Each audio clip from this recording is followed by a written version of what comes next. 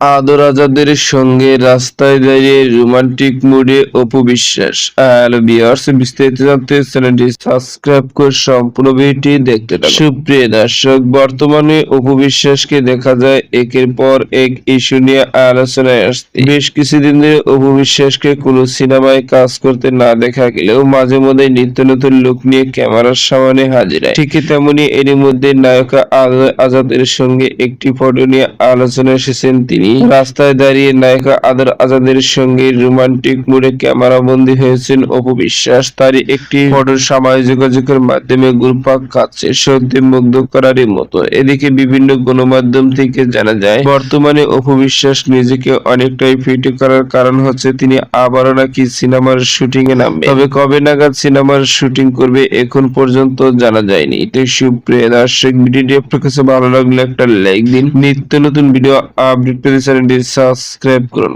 অসংখ্য ধন্যবাদ ভিডিওটি উপভোগ করার জন্য।